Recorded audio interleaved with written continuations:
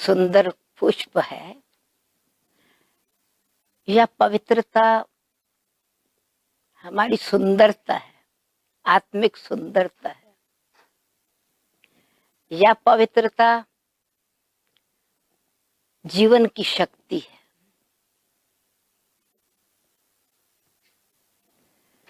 पवित्रता बीज है एक्चुअली, जिस बीज से सुंदर वृक्ष, जीवन रूपी वृक्ष खिलता है। पवित्रता सर्वगुणों की जननी है। पवित्रता ही दिव्यता है। आदि सनातन देवी देवता धर्म की स्थापना पवित्रता द्वारा ही होती है। ब्राह्मण सो फरिश्ता, फरिश्ता सो देवता।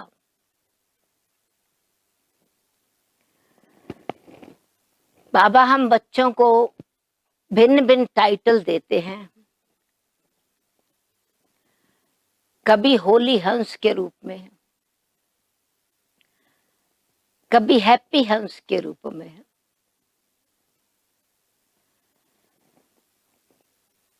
होली शब्द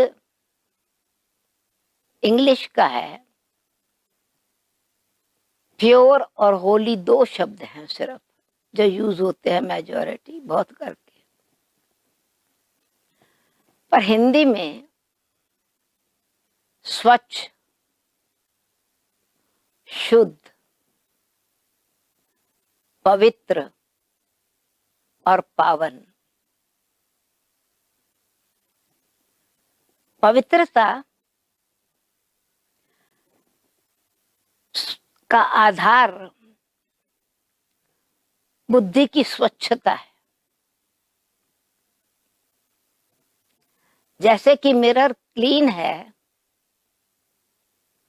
तो उसमें अपना दर्पण स्पष्ट दिखाई पड़ता है, अपना चेहरा उस दर्पण में क्लियर दिखाई देता है। लाइट है, जरूर चाहिए लाइट। खाली दर्पण है, अंधेरा है तो अपना चेहरा नहीं दिखाई देता। तो ऐसे ही जब बुद्धि स्वच्छ है और उसमें ज्ञान प्रकाश है तो हम अपनी दिव्यता की गहराई क्या है, देवता धर्म की फाउंडेशन क्या है, जिन देवताओं को पावन, पवित्र, पूजनीय मानते हैं। और आज भट्टी है हैदराबाद में तीव्र पुरुषार्थी ग्रुप की, हर महीना करते हैं। मुझे बहुत खुशी हुई कि ये हर महीना भट्टी होती है और विशेष किसी न किसी बात पर, किसी पॉइंट पर अटेंशन देकर फिर उसमें अपनी चेकिंग ऑनेस्टी से करके उसका पुरस्कार भी मिलता है। कुलदीप बहन जी और उनके साथी बहुत अच्छे प्रकार से ये, जैसे कि इस लगन की अगन को तेज करने के लिए उत्साह उमंग का पंखा झलते हैं। जैसे अग्नि जलती है तो थोड़ी थोड़ी हवा अगर मिलती है तो भड़क उठती है अग्नि। इसी प्रकार से जीवन में उमंग उत्साह हमारी आंतरिक वृत्तियों को पवित्र बनाता है। तो जब हम पवित्रता की गहराई की बात कर रहे हैं तो पवित्रता सिर्फ ब्रह्मचर्य नहीं, वो साधारण बात है।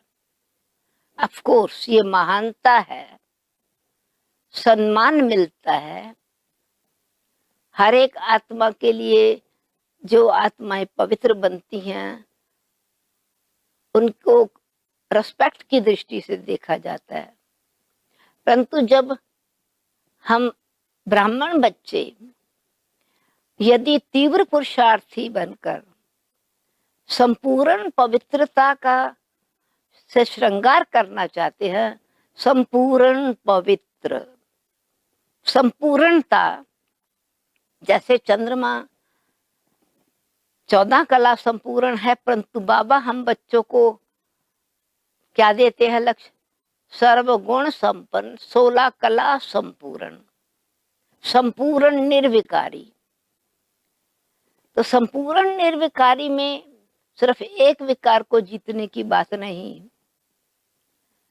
संपूर्ण निर्विकारी में पांचों विकारों पर विजय प्राप्त करना। और पांचों विकारों पर विजय प्राप्त करने के बाद बुद्धि बिल्कुल स्वच्छ रहे, मन में शुद्धि रहे, निर्माणता का भाव रहे, निरहंकारी स्थिति रहे, उस प्राप्ति को वास्तव में कहा जाता है संपूर्ण पवित्रता। अहम भावना रहे,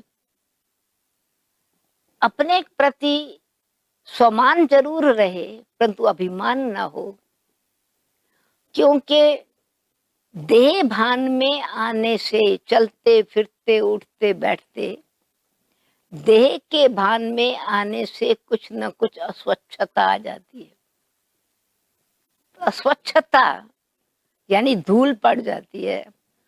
तो जो जीवन का दर्पण है उसमें अपने जीवन की कमी को हम अच्छी तरह से देख नहीं सकते।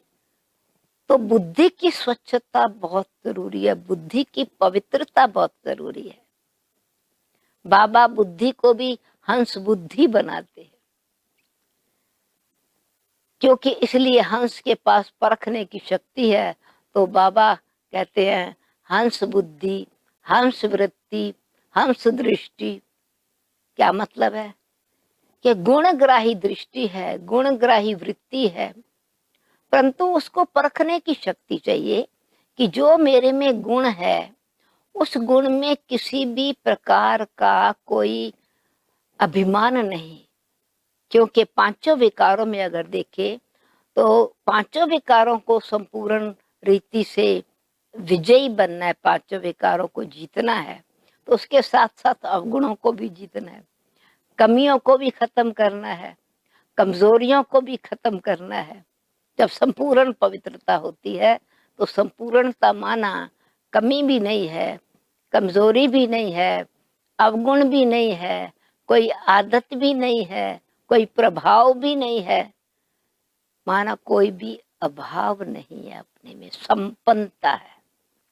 और संपन्नता है, संतुष्टता है, संतुष्टता है, प्रसन्नता है, चित्त शांत है, कर्म इंद्रियां शीतल है।